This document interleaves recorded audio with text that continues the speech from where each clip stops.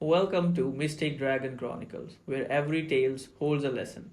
Beyond fantasy, lesson that last. Let's step into the story. The egg had waited 300 years. It could wait a little longer. It sat in the center of the cave like a dark stone wrapped in old silence. Royal scholars had sealed the entrance with wax and prayer for 3 weeks, taking turns to listen at the rock. On the 14th night, one of them pressed his ear to the cave wall and heard something shift inside. He ran all the way back to the capital with mud on his boots and shouted the news before he even reached the palace gate. King Aldrich rode out the next morning with his court behind him, lords in fine coats, generals in polished armor, priests chanting old words nobody fully understood anymore. The road to the Hill of Crowns had been swept clean and lined with torches, though it was still broad daylight. The king liked the look of torches. The prophecy was not complicated. The last dragon, when it hatched, would fix its eyes on one being and bond with them. That bond was permanent.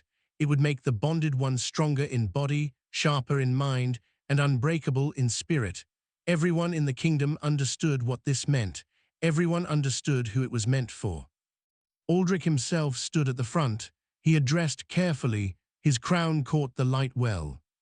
The crowd gathered behind the royal cordon, townspeople, farmers, merchants, all pressing forward to see history. Guards kept them back with crossed spears. The cave mouth was cleared. Torches burned. Priests chanted louder. The egg did not open. An hour passed, then another. Aldrich kept his expression calm. His advisor, Orvin, stood one step behind him and said nothing. The scholars exchanged looks. The egg sat in the cave and did absolutely nothing. That was when a guard near the outer rope found the beggar. He was asleep against the stone post of the cordon, wrapped in a cloak so worn it had no real color left. His boots were tied together with rope.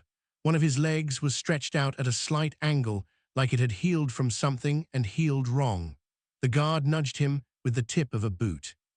The man opened his eyes slowly. He had the kind of face that had been weathered by too many years outside deep lines, a scar along the jaw, eyes that were gray and tired and not afraid of anything, because fear requires expecting something better. Up, the guard said, clear the road. The man stood. He did not complain or beg. He simply picked up a small canvas bag, slung it over one shoulder, and walked to the tree line at the edge of the hill. He found a flat stone, tested it with his hand, and sat down. He looked out at the cave because it was in front of him and there was nothing else to look at. The egg opened. There was no crack of thunder, no great light. A split appeared at the top of the shell, and the pieces fell away quietly, and out came something small and black, blinking in the daylight. It was the size of a large cat. Its scales were dark as coal. Its eyes, when they finally focused, were the color of deep water. Every person at the cordon held their breath. Aldrich straightened. The priests went silent. The hatchling stood in the mouth of the cave, looked at the crowd, and ignored it. Then it walked. Not toward the king, not toward the generals or the priests or the scholars who had spent 3 weeks listening to its shell. It crossed the open ground with small, certain steps, went under the rope of the royal cordon without stopping, passed through the crowd, which split apart for it in stunned silence, and walked to the tree line. It stopped at the flat stone where the beggar was sitting. It looked up at him. He looked down at it. Nobody spoke, nobody moved. The moment lasted only a few seconds, but it had the weight of something that would be told for a very long time. Then the bond formed, not with light or sound, but like a door closing softly. The beggar blinked. The hatchling sat down on the stone beside him as if it had been doing that for years. The crowd erupted. Aldrich stood very still. He was a man who had spent 40 years learning how to look like nothing surprised him. This was the hardest test that skill had ever faced. He held it. His jaw was tight, but he held it. Orvin leaned in close and spoke quietly into his ear. "We take the beggar," Orvin said. "We take the dragon with him." The beggar's name was Darren. He had not been to this hill in years. He had not come here on purpose today. He had simply been too tired to walk further and had stopped to rest, same as he had done 100 times before in 100 forgotten places. He looked down at the black hatchling beside him and said nothing, because there was nothing to say. Something had just changed in a way that could not be unchanged. He could feel it in his chest, like a second heartbeat that was not his own. He looked at the crowd now turning toward him, at the guards starting to move, at the king in his crown standing perfectly still. Darren had been a soldier long enough to know what it looked like when powerful people decided you were a problem. He stood up. He picked up his canvas bag. The hatchling stood up with him. The marshes south of the capital had a smell that stuck to everything. Darren had crossed them twice before, once chasing an enemy regiment and once retreating from one. He knew the paths that looked solid but weren't. He knew which channels ran shallow enough to wade and which ones dropped without warning into black water. He moved fast for a man with a bad leg. Sable rode in the canvas bag over his shoulder, which should have been undignified for the last dragon in the world, but she seemed unbothered. She poked her head out as they moved and watched the reeds go by with the same calm attention she had given to the crowd at the hill. Nothing seemed to alarm her. Darren found that strange and also slightly steadying. He had not named her. The name had arrived in his head like a memory of something he had not done yet. Sable, he did not question it. Behind him, he could hear horses. General Breck was a fair man by the standards of men who commanded armies. He did not enjoy this particular order, but he understood it. The dragon was a matter of state. The beggar holding it had become, through no fault of his own, a problem of state. Breck had a company of cavalry and clear instructions, and he was good at following clear instructions. He had also served beside Darren at the Battle of Coldmere 12 years ago, in a moment he did not speak about often. Darren had pulled him out of a collapsed building with one arm while holding a sword in the other. Breck had not forgotten this. He pushed it aside and kept riding. The horses slowed at the marsh edge. The ground changed from firm soil to something that shifted and sucked underfoot, and horses did not like it. Breck signaled the column to hold and sent 2 riders ahead to find a solid path.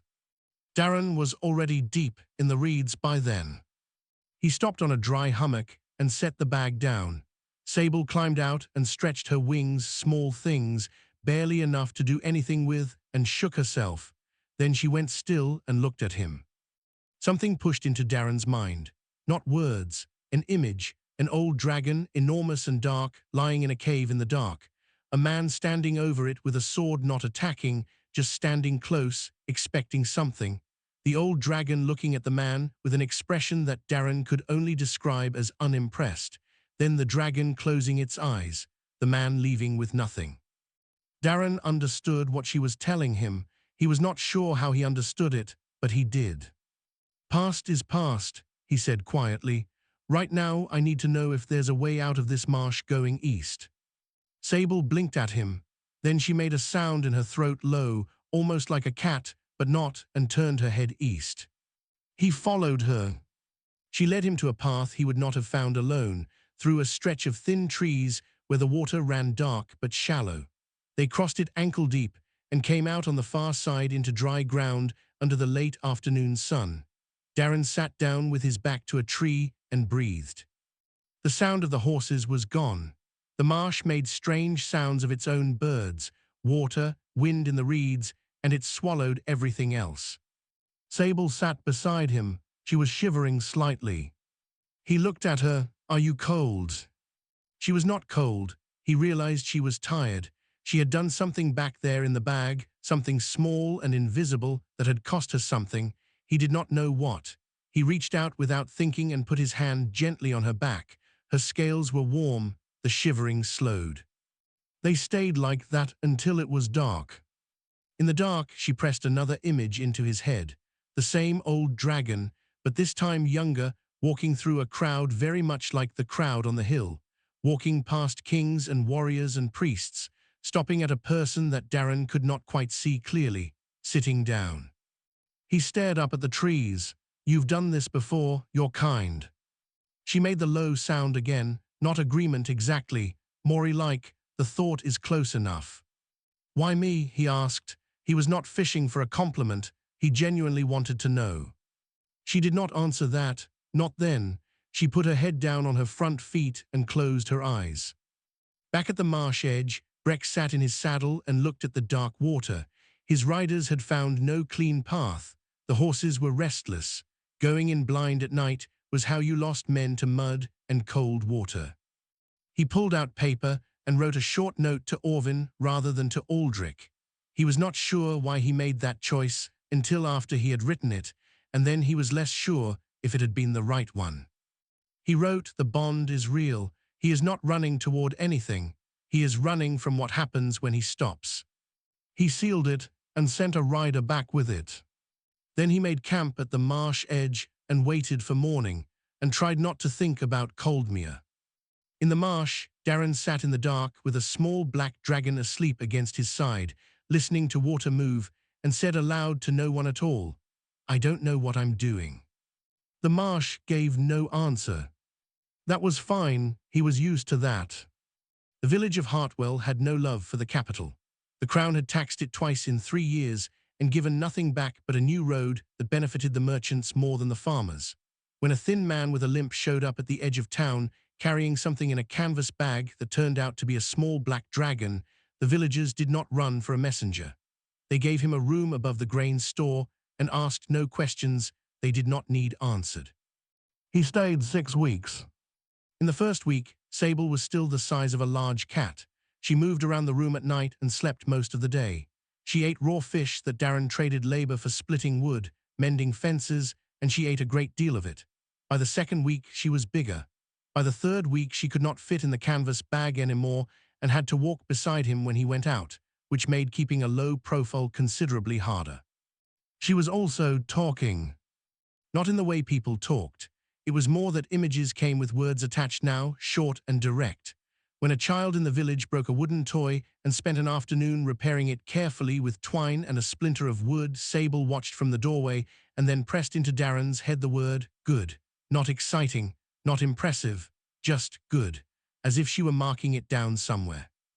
She did the same when Darren boiled herbs for an old woman on the edge of the village who had a chest sickness, without being asked and without telling anyone. Sable sat in the corner of that room and watched him work, and afterwards said nothing, but he felt the weight of her attention in a way that was different from before, heavier, like something being written. Sora arrived in the 4th week. She came through Hartwell on the road south, which was the road away from the capital, which was the road most people with sense were taking lately. She was carrying a healer's pack and a look on her face that said she had made a decision recently and was still working out how she felt about it. She figured out what Sable was within about 4 minutes of sitting down in the grain store, and instead of doing anything sensible about it, she said, "I have a question." Darren looked at her. "Go ahead." "Did it choose you, or did you take it?" He said, "She chose me." Sora looked at Sable. Sable looked back at Sora with the flat, calm attention she gave everything. "All right," Sora said, and put down her pack. She stayed. She was the one who found the archive. Under Hartwell's oldest barn, below 2 floors of old stone, there was a sealed door of dark metal with markings that nobody in the village had ever been able to read. Sora had heard about it from the baker, who had heard about it from her grandmother. It had always been there. Nobody had ever opened it. Sable opened it in about 30 seconds. Inside was a room full of flat stone tablets covered in marks that looked like nothing in any language Darren had seen. Sable walked between them slowly. She touched some with her nose. She was quiet for a long time. Then she began to translate. It took 2 days. She would stand at a tablet, and words would come into Darren's head in pieces, slow and careful. The archive was old. It had been written by dragons, for dragons, about the practice of bonding with humans. It was not mystical. It was almost like a report. The bond is not random. The hatchling is born with full awareness. In the first moments, it reads every being in range. It reads their actions, their habits, their private thoughts, and more than anything, it reads what they want. Kings want power. Warriors want glory. Scholars want knowledge. These wants are not wrong, but a dragon does not bond with wanting. A dragon bonds with being. The one who passes is the one who is most fully themselves without performance, who acts well when no one is watching, who has suffered and not become cruel, the broken ones who have stopped pretending they pass most often. Darren sat with that for a long time. Then he said quietly, "I didn't ask for this." Sable looked at him. She said, in plain, short words, the clearest thing she had said yet, "You are the only one who did not want it. That is exactly why." He was angry. He did not know at what exactly. At the egg for not asking him. At the world for making him the kind of person who would be chosen. At the fact that 30 years of loss had apparently made him, in a dragon's eyes, remarkable. He sat with that anger until it ran out. 3 days later, Orvin's informants arrived at the edge of Hartwell asking questions. They did not come in uniform. They bought bread and asked about travelers. The baker was not a fool. She came to Darren that night and told him, "They know you're here." Sable was now the size of a large hound and growing still. There was no canvas bag for her anymore. There was no hiding her. Darren looked at Sora. Sora was already packing. Rain had been falling on the Varath Road for 2 days straight. The kind of rain that was not dramatic, but was deeply committed, steady, grey, soaking through everything by inches. Darren walked with his hood down because the hood was already useless and he had stopped caring. Sora walked beside him. Sable walked on his other side with her head low, watching the road. She was now the size of a large dog. Her shoulders reached Darren's waist. Her steps were quiet on the wet stones, and people who saw her at a distance in the rain sometimes thought she was a strange horse until she turned, and they saw the wings folded against her sides. They moved at night where they could. Orvin had changed his approach. The cavalry had not reappeared. Instead, there were wanted notices in the towns not for the dragon. Those would cause panic, but for Darren, described as a thief and a deserter. The notices were efficient. Orvin was efficient in all things. But it was the third thing Orvin had sent that found them first. The town of Dunmore sat at the edge of the highlands, a garrison town with one long road and a checkpoint at the north gate. The officer running the garrison was named Rail, young enough that his beard was still uncertain about itself, and loyal enough to the crown that the posting had been considered a reward. He had received his orders 2 days before Darren arrived. When Darren and Sora walked through the gate with Sable between them, the gate guards went very still. Rail met them in the yard. He looked at Sable for a long moment. Then he looked at Darren. Then he looked at the sealed letter in his hand with the royal mark on it. He broke the seal, read it, and read it again. He folded it carefully. He looked at the sky. He looked at Darren. "I'm going to read this to you," he said, "out loud so you know what it says." He read it. The order was to detain Darren and hold the dragon for a specialist arriving from the capital called the Unbinder. The beggar was to be kept comfortable and unharmed pending the severing of the bond. When he finished reading, Rail folded the letter again and put it in his coat. "You have 1 hour," he said. "The North Road is clear." Darren looked at him. "You'll be punished for this." Rail shrugged. Probably. He did not elaborate. They did not reach the North Road in time. The Unbinder arrived before the hour, was up a tall woman in a grey coat who travelled with only one assistant and a case of instruments. She was not the kind of person who made threats. She was the kind of person who explained things calmly and expected compliance because she had never encountered a situation where the facts did not eventually produce compliance. She introduced herself as Marin. She sat down across from Darren in the garrison's common room with Sable between them and laid out her position clearly. The bond could be rewritten, not destroyed, rewritten. If the bonded party consented to the adjustment, the hatchling's imprint could be redirected. Darren would receive a title, a residence, a pension. He would be known as the man who served his kingdom in its time of need. Aldrich would take on the role of guardian in name. Everyone would benefit. Darren listened to all of it. Then he turned to Sable and said, "What do you want?" Sable had been watching Marin throughout the speech with her usual flat attention. Now she turned to Darren and spoke in words slow and clear, the most words she had used in one stretch. I want to finish growing. I want to see what you become. I chose well. I will not be reassigned. Marin paused. Then she opened her case of instruments anyway, because she was professional and had been paid, and she worked through her ritual carefully and completely. Nothing happened. She tried again with a different method from the case. Still nothing. The bond was not resisting her. It was not doing anything. It simply did not respond to her instruments the way things that could be unbound responded. It was not a spell. It was not a contract. It was more like trying to unbind the fact that water was wet.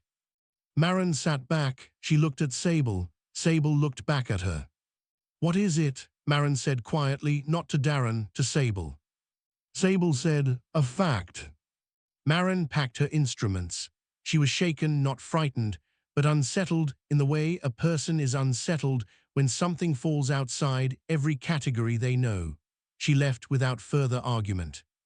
In the capital, Orvin received her report that evening. He read it standing. He set it down. He made a decision without calling for Aldrich.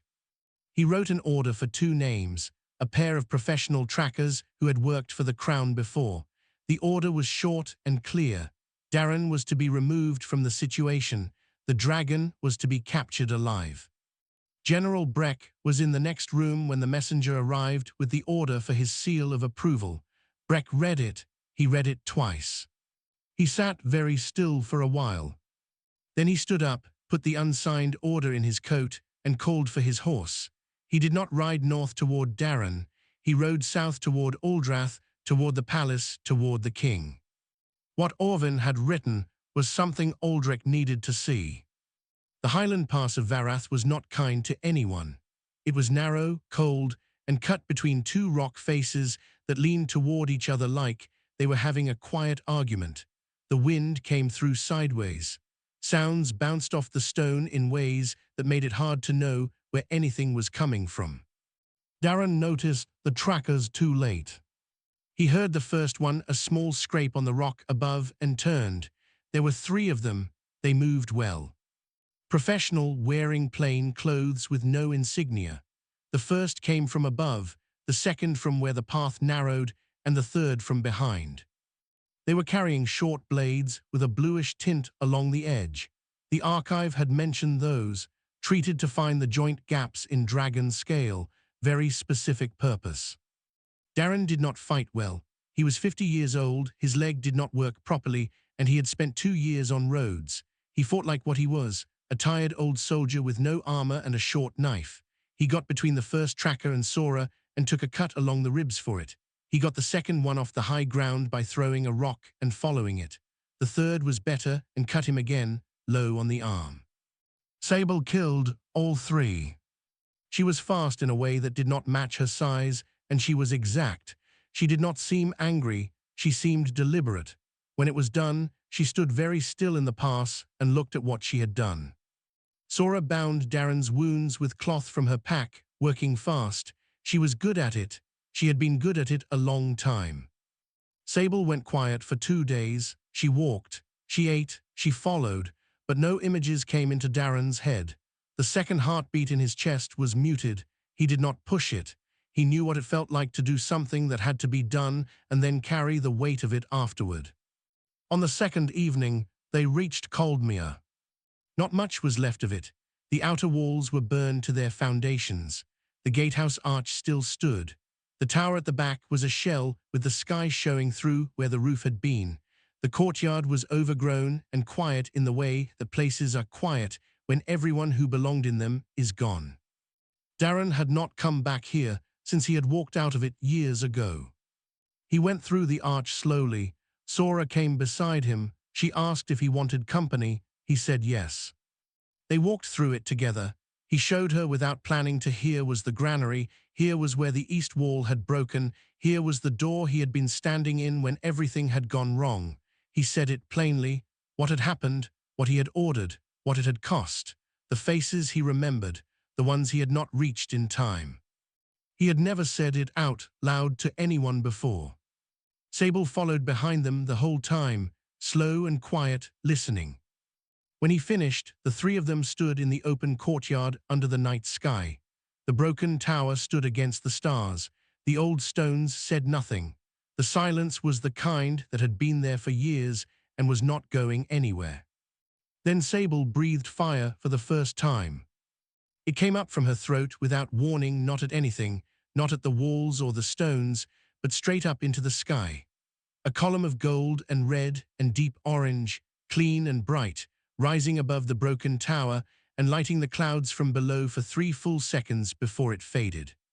She was breathing hard when it was done. She was also larger than she had been that morning, in a way that had happened in one single moment rather than overnight. She said, "That was for them." Darren stood very still. He did not speak. He nodded once, and that was enough. Sora looked at the sky where the fire had been and said nothing. There was nothing that needed to be said. The second heartbeat in Darren's chest came back full and steady and present. The sound of a single horse came from the gate. Breck rode through the arch alone, looking like he had not slept in 4 days. He stopped in the courtyard and looked at them, then at Sable, who was larger than any report had suggested. He held out a folded letter. "I showed this to the king. Aldrich dismissed Orvin this morning." He paused. "He sent me to find you, not to bring you in, to bring you safely. He wants to apologize in person." Darren looked at the letter without taking it. The fire was still warm in the air above them, fading slowly into the dark. He looked at Breck for a long moment, then he said, "In the morning." Breck nodded and stepped down from his horse. He looked at the ruins. He said nothing more. That was the right call. The throne room of Aldrath had been built to make visitors feel small. The ceiling was high. The floor was pale stone that sent sound back at you. The throne sat on 3 steps at the far end, and the walk from the main doors to reach it was long enough that a person had time to change their mind more than once. Darren walked it without slowing down. He was in decent clothes Sora had found at a market 2 days from the city. His old boots were still on his feet. Broken-in boots on a bad leg were worth more than looking neat, and he had not argued about it. His scar showed. His limp showed. He had not done anything about either. Sable walked beside him. She was the size of a large horse now. Her head was at his shoulder. Her wings were folded close. Everyone in the throne room watched her and tried to look like they were watching Darren. King Aldrich sat on the throne without his crown. Breck had warned Darren about that. Aldrich had taken it off the morning he dismissed Orvin and had not put it back. Whether that was humility or something else, no one had decided yet. Darren stopped at the base of the steps. Aldrich looked at him, then at Sable. Sable looked back at him with her usual flat attention. In this room, with this silence, that look had its own kind of weight. Aldrich said, "I owe you an apology." Darren said, "You do." A quiet tension moved through the room. Aldrich held it without flinching. "I treated you as a complication," he said. "You gave this kingdom 20 years of service, and I looked through you. I am sorry." "I accept that," Darren said. "It doesn't change what you were going to do." "No," Aldrich said, "it doesn't." Silence held for a moment. Then Aldrich looked at Sable and asked her directly what she wanted. Sable raised her head. When she spoke, it was in full sentences, clear and steady. The high ceiling carried her voice to every corner of the room. She said that dragons did not serve nations. They did not serve kings. They were not weapons or symbols or prizes. They had one purpose, to find in each generation the one person whose nature was worth carrying forward, not the most powerful, not the most celebrated, the one who acted well when there was nothing to gain from it, the one who had carried loss and had not become cruel because of it. She said that in the first moment of her life, she had opened her eyes and read every person on the hill, every wanting, expecting, calculating person, and there had been one man who looked at her with nothing. No plan, no expectation, just recognition. One broken thing recognizing another and not looking away.